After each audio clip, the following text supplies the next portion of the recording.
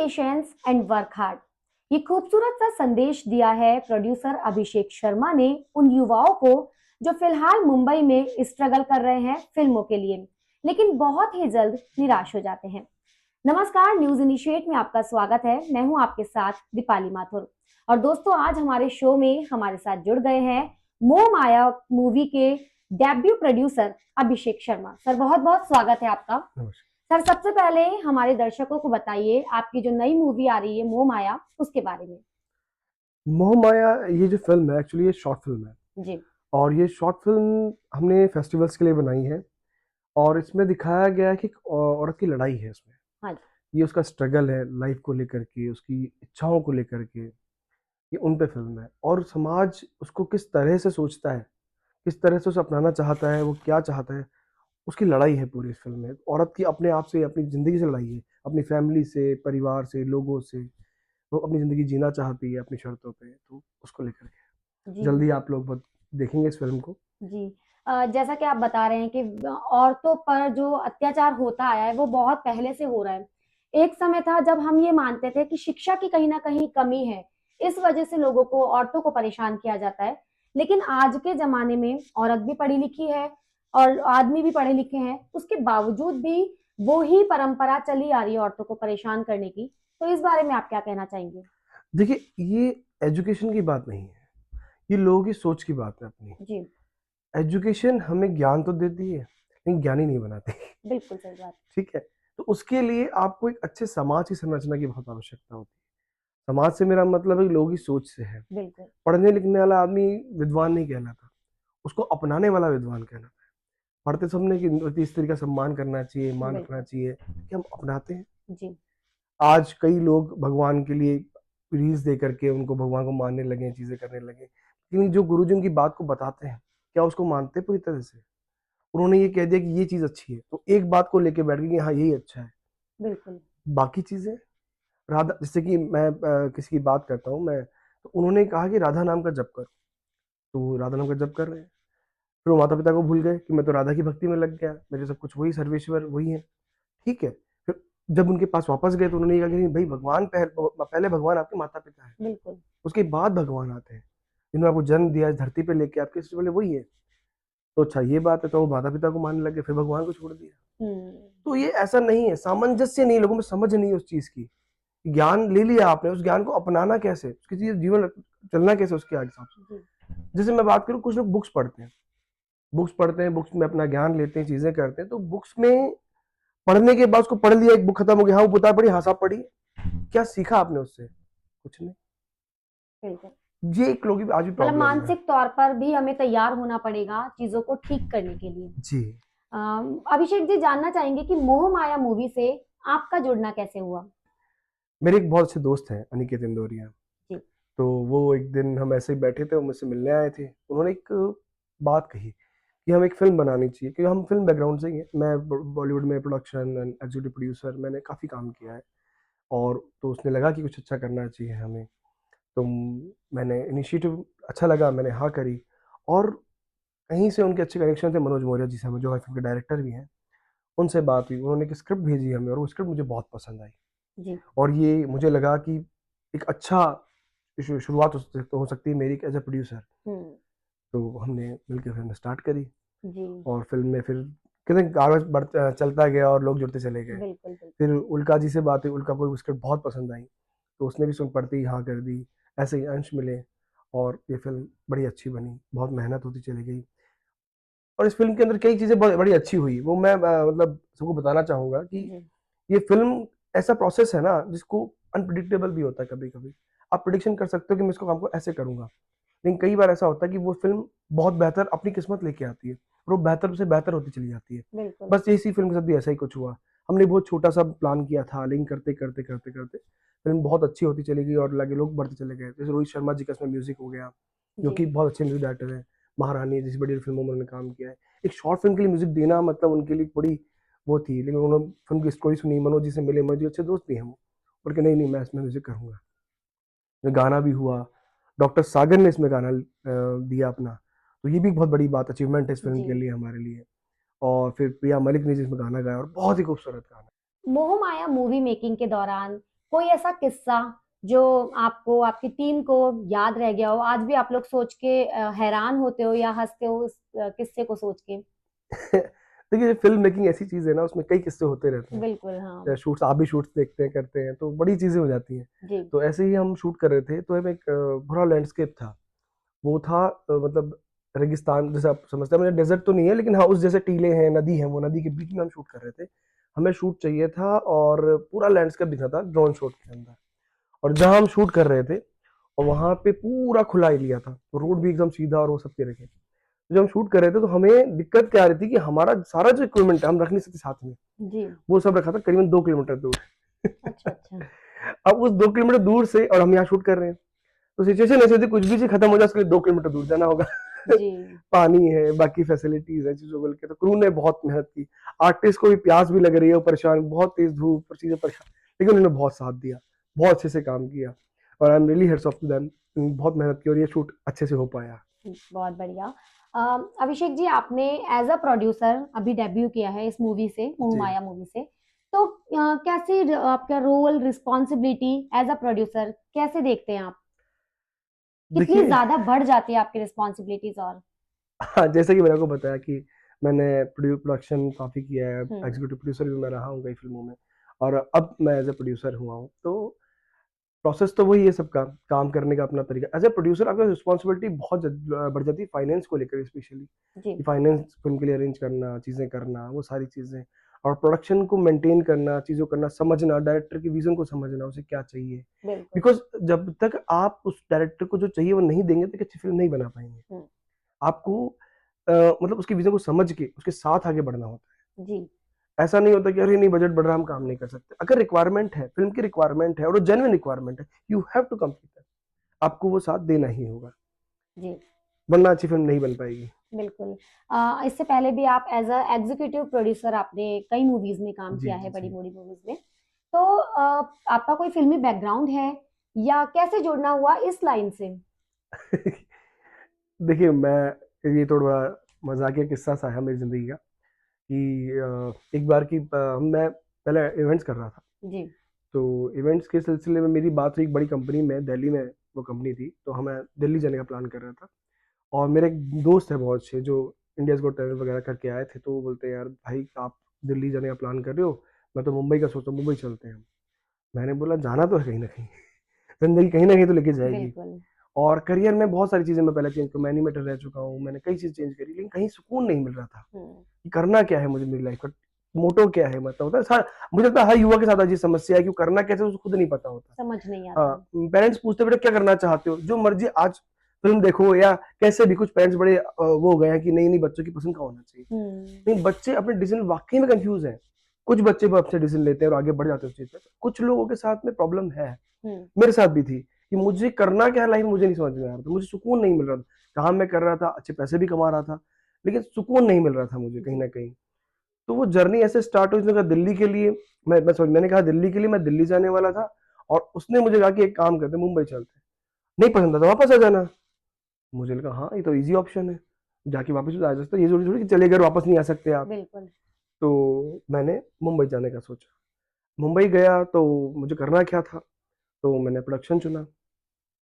अब जब प्रोडक्शन चुना, मैंने कुछ काम करना शुरू किया, तो लोग मुझसे पूछने लगे कि आप क्या करने आए थे मुंबई, भाई स्मार्ट लगते हो, ऐसा ऐसा मैं नहीं हाँ, हाँ, बिल्कुल। कहता। लोग एक्चुअली नहीं, नहीं, सही भी है। लोग, हाँ, तो लोग ऐसा कहते हैं कि मुंबई में दो ही लोग जाते हैं, एक्टर बनने, डायरेक्टर बनने। हम्म। मैक्सिमम लोग एक्टर बनने जाते हैं, तो सबका एक विजन होता है कि डायरेक्टर बनना है, हीरो बनना है, मुझे एक्टर भी नहीं हीरो बनना है। हीरो बनना तो सबका ये सवाल कि आप हीरो बनने आए थे, अब क्या करना है, प्रोडक्शन करने लग गए ऐसा, कि नहीं सर मैं प्रोडक्शन करने ही आया था। दे शॉक्ड, पहला इंसान देखा जो प्रोडक्शन करने आया हुआ है। है। जी। बोले प्रोडक्शन का बनना क्या चाहते हो भाई आगे, मैंने बोला प्रोड्यूसर। तो जर्नी स्टार्ट फ्रॉम 2013 नाउ, कुछ इतने सालों के बाद मैं एज ए प्रोड्यूसर आई गया मार्केट में। चलो, बहुत ही अच्छी बात है, बहुत बहुत बधाई आपको इस चीज के लिए। धन्यवाद। लेकिन मुंबई जो भी जाता है, ये तो नहीं होता कि कोई फिल्मी बैकग्राउंड नहीं है और बिना स्ट्रगल के वो फिल्मी लाइन में घुस जाए। तो ऐसा तो नहीं हो सकता कि स्ट्रगल आपने भी नहीं देखा होगा। जी तो जी। कैसे आपकी क्या जर्नी रही मुंबई जाने के बाद में? देखिए, स्ट्रगल, स्ट्रगल इसको आप क्या क्या कहते हैं, मतलब मेरे मैंने मुझे मेरे मायनों में ये है कि स्ट्रगल हर जगह है, हर फील्ड में है, सबका अपना अपना तरीका स्ट्रगल का होता है। सबसे बड़ी प्रॉब्लम जो मैं आपको बताऊं फिल्म इंडस्ट्री में लोगों को ये होती है कि इसका एक प्रोसेस नहीं है, काम का प्रोसेस नहीं है। जैसे कि आपको जॉब करनी है, आप बीकॉम पास हो गए, आप किसी कंपनी में जाइए, अकाउंट्स में जॉब करनी है साहब, बिल्कुल। आपको जॉब मिल जाएगी। फिल्म इंडस्ट्री में ऐसा कोई लाइट 40 नहीं है, मतलब प्रोसेस ही नहीं है। तो आपको वहां जाके लोगों से मिलना पड़ेगा, आपकी काबिलियत साबित करनी पड़ेगी। काबिलियत साबित होगी तो आपको काम मिलेगा, और काम करोगे तो काबिलियत मिलेगी, पता बिल्कुल। चलेगी आपको अपनी। तो ये प्रॉब्लम लोगों के साथ वहां पे बड़ी अजीब सी है, कहते हैं मुर्गी पहले है या अंडा पहले है, वो कंफ्यूजन चलता ही रहता है लोगों के साथ, क्योंकि सबको एक्सपीरियंस लोग चाहिए, अच्छी फिल्म बनाने के लिए एक्सपीरियंस लोग लगेंगे, और बिना एक्सपीरियंस के लोग काम नहीं मिल पाता। हाँ जी। तो ये प्रॉब्लम है वहाँ की। तो यहाँ क्या होता है, इसमें आजकल यूट्यूब और इंस्टाग्राम इन सब चीजों ने बड़ी अच्छी चीज कर दी कि जो एक्टर है उसको अपनी एक्टर दिखा, वहां जाके जाके यहाँ से काम शुरू कर सकता है। आज मैं बहुत लोगों को जानता हूँ, आप भी जानते हैं, जो यूट्यूब से उन्होंने एक्टिंग स्टार्ट की, जो मुंबई में स्ट्रगल किया, नहीं कुछ हो पाया, यूट्यूब पे काम चालू किया, और आज वो बहुत अच्छे पैसा भी कमा रहे हैं, और उनको लोग फिल्में दे रहे हैं। बिल्कुल। खुद फिल्में बनाए, खुद एक्टर उसमें काम कर रहे हैं। तो ये बड़ी अलग प्रोसेस है, मतलब ये कोई डायरेक्ट प्रोसेस नहीं है कि आप समझे कि आप ये कर लो फिर वहां चले जाओ, ये कोर्स कर लो उसको ये कर लो। नहीं, फिल्म कोर्सेज चालू हुए हैं जो आपको एक बेसिक नॉलेज देते हैं, चीज देते हैं, लेकिन चीजें क्या एक्सपीरियंस मांगती हैं, जी। Working press. जैसे डॉक्टर है, एमबीबीएस करते हैं, उसके बाद प्रैक्टिस करते हैं, वो कभी पूछो प्रैक्टिस, वकील प्रैक्टिस, तो फिल्म मेकिंग भी प्रैक्टिस है। प्रैक्टिस बहुत इससे जरूरी है। प्रैक्टिस जरूरी है, जी। आपको कंटेंट को समझना, उसको शूट करना, क्रिएटिविटी है पूरी की पूरी आप उसमें। नो डाउट आप स्कूल में पढ़ के निकलते हैं, बट जब मार्केट में निकलते हैं, आप काम करने निकलते हैं, एक पूरा प्रोसेस है उसका। बिल्कुल। सेम फिल्मों के साथ होता है। तो स्ट्रगल है, ऑफ कोर्स स्ट्रगल है, पहले वो काम ढूंढने का स्ट्रगल है, सही आदमी चुनने का स्ट्रगल है, अच्छी फिल्में करने का स्ट्रगल है, उसके लिए मेहनत करनी पड़ेगी, सबको करनी पड़ती है। जी। आपकी जड़ें राजस्थानी हैं, राजस्थान से ही जुड़े हुए हैं आप। जी, कभी मन में नहीं आया कि राजस्थान में ही काम करना चाहिए, राजस्थान के लिए ही काम करना चाहिए? बिल्कुल मेरे मन में बहुत है, और मोह माया का जो करने का रीजन मेरा ये रहा है कि इसका जो बेस है वो राजस्थान है। हम्म। ये फिल्म मैंने राजस्थान में शूट करी, जयपुर के पास शूट करी है, शाहपुरा में। जी। और ये मैं काफी सालों से सोच रहा था कि मुझे राजस्थान में कुछ करना है, एक अच्छी फिल्म बनानी है। तो मैं कोशिश कर रहा था, अच्छी टीम ढूंढ रहा हूँ राजस्थानी फिल्म बनाने के लिए। तो उस सिलसिले में बात चलते थे, मैंने मोह माया कर ली, लेकिन हाँ मैं एक अगली फिल्म कर रहा हूँ, देसी बारात, जी। जो कि एक राजस्थानी फिल्म है, और उसके लिए अभी टीम राइटिंग चल रही है, और बहुत जल्द हमसे शूट पे लेके आएंगे। जी। मैं एक चीज आपसे शेयर करना चाहूंगा, आपके माध्यम सबसे शेयर करना चाहता जी। हूँ, कि राजस्थानी फिल्मों को लेकर के लोगों की जो सोच है वो बदलनी चाहिए। मैं दोनों की बात कर रहा हूँ। मेकर्स बहुत मेहनत करते हैं, मैं नहीं कहता कि लोग मेहनत नहीं कर रहे, फिल्म अच्छी नहीं बना रहे या कुछ भी है, लेकिन अगर आप देखेंगे, आप फिल्म थिएटर में जाके देखेंगे, तो उनका प्रोत्साहन होता है। जी। हो बिल्कुल। सकता है आज उन्हें फिल्म अच्छी नहीं बने, मैंने कहा ना प्रोसेस है, धीरे धीरे धीरे। अब जैसे आज जनता क्या चाहती है मुझे नहीं पता, किसी को नहीं पता होता। मैं एक अच्छी कॉमेडी फिल्म बना रहा हूँ, हो सकता है लोगों को मजा आ जाए, हो सकता है लोगों को पसंद ही नहीं आए। तो मैं सीख गया कि लोगों को ये चीज पसंद नहीं आई, कौन सी चीज पसंद आएगी, मैं अगली बार मेहनत करूंगा। बिल्कुल। लेकिन अगर प्रोत्साहन नहीं मिलेगा तो आगे नहीं बढ़ पाता, ना डायरेक्टर ना प्रोड्यूसर। हम्म। डायरेक्टर करियर खराब होता है कि लोगों उसकी फिल्म पसंद नहीं आ रही, प्रोड्यूसर का पैसा लग जाता है तो वो अगली बार नहीं सोचेगा। जी। अगर हम किसी भी तरह से साथ देंगे, फिल्मों को देखेंगे, चीजें समझेंगे कि इसमें ये कमी है, उनको बताएंगे इस फिल्म में ये कमी थी, तो वो धीरे धीरे अपने को बदलेंगे। जी। चीजें ऐसी बदलती चली जाती है, और ये प्रैक्टिस, मैंने जैसे आपको पहले कहा कि प्रैक्टिस है। हम्म। हर एक फिल्म मेकर फिल्म बनाता है, उसको देखता है कैसी बनी है, लोगों को दिखाता है, तब उसे पता चलता है कि मेरी फिल्म अच्छी है या नहीं। जी। हर किसी को अपना बच्चा बड़ा प्यारा लगता है, मैं इसमें वो मुझे मेरी फिल्म बहुत अच्छी लगती है, लेकिन जनता बताएगी मेरी फिल्म कैसी है, तब मुझे जी। समझ में मेरी फिल्म कैसी बनी है। जी। तो राजस्थानी फिल्मों को सपोर्ट कीजिए, आप सभी से निवेदन है, आप राजस्थानी फिल्में देखें, थिएटर में जाके देखें, तो समझ में आए, और बताइए बताइए आप कैसा लगा, अच्छा लगा, बुरा लगा, जो भी है, जैसा भी है, अब बताइए। हो सकता है अब जो फिल्म मेकर है वो अगली फिल्म अच्छे बनाएगा, अच्छे तरीके से बनाएगा। राजस्थानी फिल्मों को बढ़ावा मिले, इसके लिए आप राजस्थान सरकार से क्या कहना चाहेंगे? जी हाँ, सरकार ने सब्सिडी रखी है, 25 लाख सब्सिडी शायद आई थिंक है इसके लेकर के। लेकिन मेरा मानना ये है कि 25 लाख सब्सिडी है, लेकिन प्रोसेस को इजी कर देना चाहिए। जैसे कि मेरी टीम अभी कुछ दिन पहले मेरा देसी बारात की में जब मेरी बात चल रही थी, टीम ने बैठा डिस्कस किया, तो टीम ने कोशिश की वेबसाइट पर ढूंढने की कहीं पे कि राजस्थानी फिल्मों को लेकर के कि मैम सब्सिडी का अप्लाई कैसे करें, प्रोसेस क्या है, चीजें क्या है, वो अभी कर रही है उस पर काम। It's very difficult to find them, पहली चीज। दूसरी सबसे बड़ी बात में क्या होती है कि राजस्थानी फिल्म जब आती है तो लोगों को सब्सिडी के नहीं, उनको सपोर्ट की जरूरत होती है। सब्सिडी भी एक तरह सपोर्ट है, लेकिन वो फाइनेंशियल सपोर्ट है, टीम सपोर्ट नहीं है। जी बिल्कुल। आज हमारे पास लोग नहीं है यहाँ पे राजस्थानी अच्छी फिल्में करने, बहुत कम लोग हैं। बहुत लोग बहुत मेहनत कर रहे हैं राजस्थानी फिल्म बनाने को लेकर के, लेकिन बजट इशू हो जाते हैं। आपको मैं एक चीज बताना चाहूंगा कि मराठी जो फिल्में हैं बनती हैं, तो जी मराठी हो चाहे पंजाबी, कोई भी रीजनल फिल्म बनती है, तो वहाँ के जो लोकल प्रोडक्शन जो लोग हैं, जो जो लोकेशन वाले हैं या इक्विपमेंट वाले हैं, वो पूछते हैं कि आपकी फिल्म कौन सी है। जी अगर आपने ये कह दिया ये मराठी है, तो आपको करीबन 25% चार्ज करेंगे मात्र। मतलब अगर किसी कैमरे का रेंट 40,000 है, तो आपसे 10,000 लेंगे। और अगर जी कोई मेकअप आर्टिस्ट भी है, अगर वो फिल्म की बात करता है, तो अगर वो 6,000 का चार्ज है, तो आपसे 1500-2,000 रुपये लेगा, क्योंकि मराठी फिल्म है। जी ये चीज राजस्थान में भी होनी चाहिए। टीम को भी इस तरह सपोर्ट करना चाहिए, तो एक अच्छी फिल्म बन पाएगी। एक अच्छे आर्टिस्ट को हायर कर पाएगा, चाहे वो मेकअप आर्टिस्ट हो, चाहे वो एक्टर हो, कोई भी आर्टिस्ट। जब अच्छे लोग जुड़ते हैं तो अच्छी फिल्म बनती है। जी। सबके सब, क्योंकि फिल्म जो है ना, वो एक पर्टिकुलर एक आदमी का बनाया हुआ प्रोसेस नहीं, नहीं वो है। पूरी टीम ही होती है। जी, पूरी टीम होती है, तो पूरी टीम ही टैलेंटेड होनी चाहिए, तो बिल्कुल। एक अच्छी फिल्म बन के आएगी। जी और अच्छी टैलेंटेड टीम को चाहिए होते हैं पैसे।